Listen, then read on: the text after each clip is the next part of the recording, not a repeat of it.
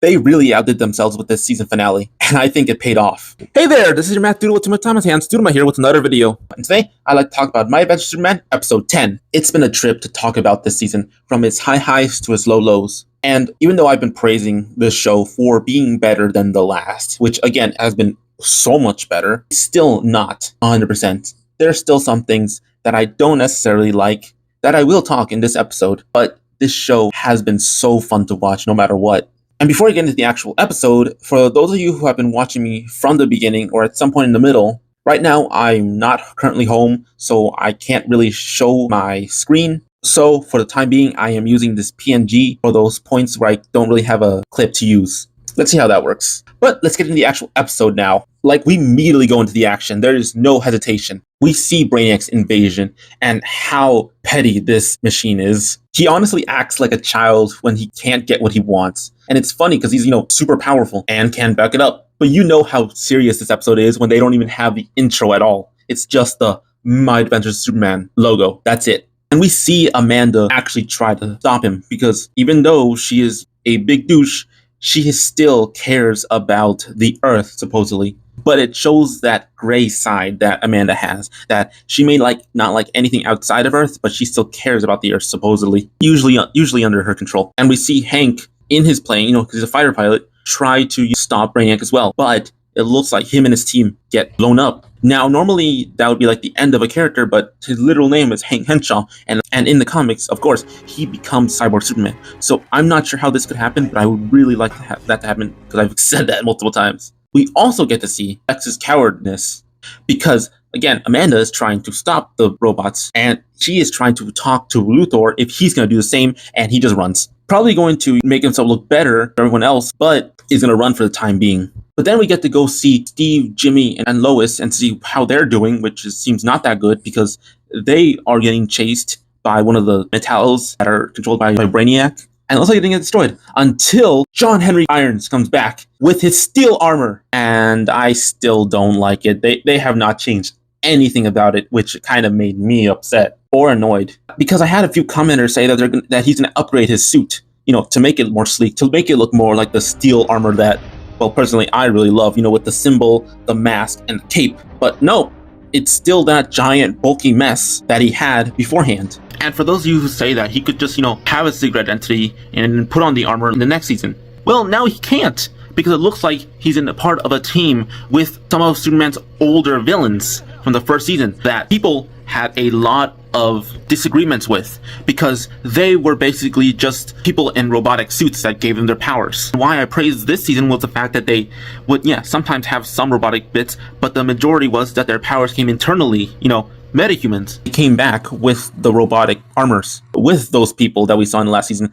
The only one I remember is Banshee, and that's about it. We got the strong guy, we got the invisibility guy, first we got Livewire and we got Heatwave in a team, and they all got armor. But one thing that's really cool is that they were there to save Superman, because, him and Kara were going to get blasted by one of the robots. Now, one thing I do actually like here is that the General is actually the leader of this group, the Resistance. And this is a group that was formed because of Superman's positivity, that they grew to understand what he was about and how him helping them made them better people, which is actually a thing I actually really like here. Never mind the bad suits and robotic parts, I love this messaging. So when they all recoup, they actually all decide, to go to Brainiac, to stop him, or at least that Superman and Kara are going to, and that the Resistance is going to fight the robots and give them time. But while Clark and Kara finally get up to Brainiac's ship, they find out basically Brainiac let them, so he can control Kara and turn her into the Eradicator. So I technically have 1 point there. Well, actually 2, because I did say they were going to introduce the Eradicator and Steel in this season. So technically I was right. Like, we're going to officially get Steel. We're going to maybe get Superboy. We're going to maybe get Eradicator, because there is still the Fortress of Solitude. And we may get Hank turn himself into Cyborg Superman to save people, apparently. Maybe not in a full way, because, Kara is the Eradicator and more mind control in this way. But still right. And we officially find out that Brainiac is the one that destroyed Krypton, which I kind of guess, because in a lot of cases, that's kind of what people think happens. Also, it's always funny to see how old Clark is by when Krypton was destroyed, which in this case, he was 22. And I really love the animation that's going on in this episode. Like I said, they're really going all out. They really went all anime on this episode by making it so smooth and detailed. Like, this specific shot in this episode is one of my favorite of Brainiac. I don't know why, it's just so cool. But not just Brainiac's animation style, it's also everything that's going on in this episode. Like with Kara being the Eradicator at this point, she is going all at it at Clark, and it looks so beautiful and stylistic and so appealing to the eyes. But it also shows how good Superman is. Because what I love is not the fighting, not the the big bombastic battles. These are fun, don't get me wrong, I love them. But that is not why I like Superman.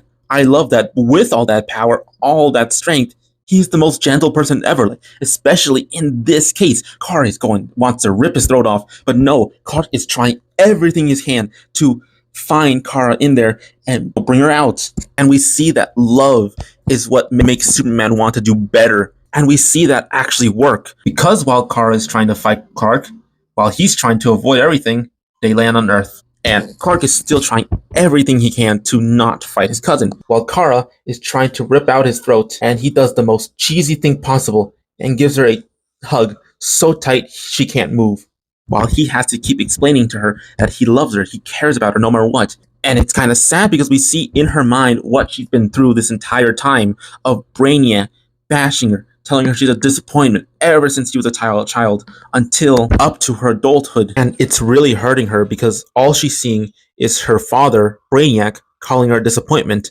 which can really mess someone up. Because, again, she was with him her entire life without Clark's love or any of the Kent's love. But then she also hears Jimmy and Lois's voice screaming out, showing that they even care. Even Lois, who, again, has shown she did not like Kara at all. But hearing Jimmy makes her feel better, or at least try to get out of that trance, and it's so awesome. And we finally see her break out of that control. And Kara and Clark together finally take the Kandor and take it into space to the sun, which will get me into something real quick. But first, something wild happens. While Clark and Kara take the ship into space and into the sun, Brainiac does something drastic. You remember that kryptonite he took while he was in Clark's body a few episodes ago? Well, he still has it, and uses it as his trump card. Since if he can't have the Earth, no one can. He'd rather destroy himself and the last Kryptonians. Very petty of him. But I am very weirded out on how he's functioning at all. Because he is filled with kryptonite right here. So wouldn't that be horrible for him? As we've seen, Kryptonian technology cannot be compatible with kryptonite. So I don't know what's going on here. How is he even functioning? But we get to see Brainiac use his ship to blast the Kryptonian ray down at Superman.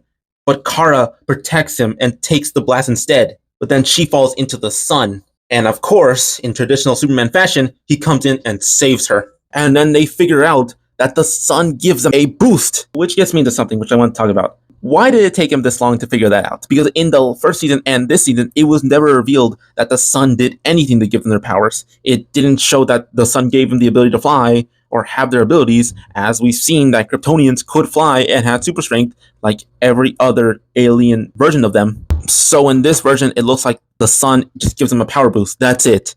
It's cool. It takes away kryptonite, which is what happens. I just wish it was implemented better, that the sun would slowly give them more powers instead of it just kind of happening randomly, and then it's the power of the heart that gives them their powers, and them being better. I don't know. It just feels weird, but I still like that it actually still gave them power ups though. And speaking of that, they finally get supercharged enough to get back in the action to stop Brainiac. And we finally get to see Kara's new suit.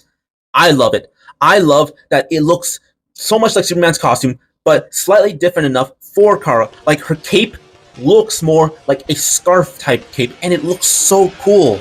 Now, there's obviously things that I do not like that I've explained for Superman, like the shoulder pads. But for Kara, it technically works a little more.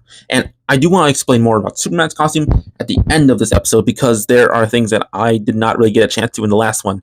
But we'll talk about that when we get there.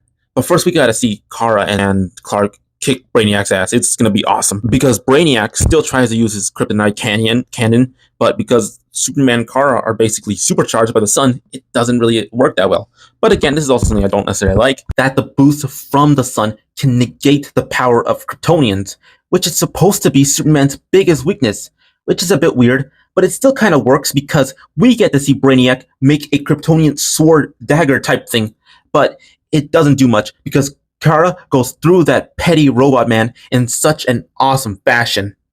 And they finally end it. Brainiac is destroyed, but Kara is a little injured because she got slashed by that dagger. So Kara comes in and holds her and tells her how good of a job she did. And he takes her home, or at least his home. And we finally get to see the rest of the Kent family. I've missed them so much. And we get to see Ma and Pa Kent give Kara so much unconditional love from the start. A big contrast from Brainiac. And it is a bit much for her. So Clark comes in normal clothing to calm her. And Jimmy and Lois were also there waiting for her, which is a sweet thing. And the sweetness doesn't end there, because Clark finally teaches Kara how to play catch. And of course, Kara thinks you have to win at it because of how she was raised. But with catch, it's not a winning game, as Clark explains. And it's such a good thing for Clark too, because he doesn't have to hold back anymore, because they are both Kryptonians. And it's so good because now he doesn't have to feel like he's walking on eggshells, which is nice. And after this, we get to see how the city is reacclimating to normal living. We get to see how people are reacting. We get to see that Amanda Waller is still on the run because, she's a wanted criminal now for basically being a dictator. We get to see Kara live on Earth and just helping out. We see that the Daily Planet actually printed the show's title on its paper. But of course, Vicky has to one-up them by printing that they have a new hero, Supergirl. Very cool. Does that mean that Kara has to go and wear glasses or a wig like they've done in other media? And we get to see LexCorp is still around and that Lex hired Deathstroke. Let's see if he finally stops looking like a twink and actually looks like the Deathstroke we all know. And we also get to see Clark and Lois together again. And how he was ready to move to Gotham for Lois because she had her job opportunity there. But she refused it. Not for Clark, but for herself. Because she says if she went to Gotham, she would be just a second Vicky Vale. And she doesn't want that. We all know that's not how Lois works. But I love how supportive Clark was ready to be, to go back and forth from Metropolis to Gotham over and over. And it would have worked because, you know what? He's Superman. I find this funny, and I love this scene where it shows Clark's game because he does that one move where he puts his arm on the wall to lean on Lois, and it's very sweet and funny. But this can't be a Superman ending without Superman saving the day. But this time, he's not alone. He has Kara with him, with their new suits. But now this leads me back to what I want to talk about when it comes to these suits, mostly from Clark. See, the suit completely works for Kara. The scarf cape on her works beautifully. She never really needed the trunk. It didn't matter for her. She could have the skirt. She could not have the skirt. It didn't matter. For her, it could work. But for Clark, it doesn't look right. The shoulder pads do not work for him. The separating of the different blues don't work. It worked in the last one because it was very minimal, but here it is more exaggerated because they have the gold on the boots, like high top boots, I guess. It looks really strange. And also, no trunks. I thought by the time they got home and they were there for a while, his mom would give him the trunks and the belt. I thought that they were going to do that, but I guess not. And it makes it look really weird. I don't know. I do love the symbol, but now that's all I like about it. And there's been a lot of things I've seen where people say oh, we didn't know how good we had it until we lost it, right? And it makes sense because the last suit is not the best Superman suit, but it's really good, especially now from this suit. I don't know what they were thinking about it. I really hope in the next season they fix it. They give him the trunks. That's all I would want because it fixes the entire design for me. But that was my Adventure Superman episode 10. I have had a wild ride with this season. What about you? Did you like the season? Did you not? Did you like the changes they did? The things they brought back?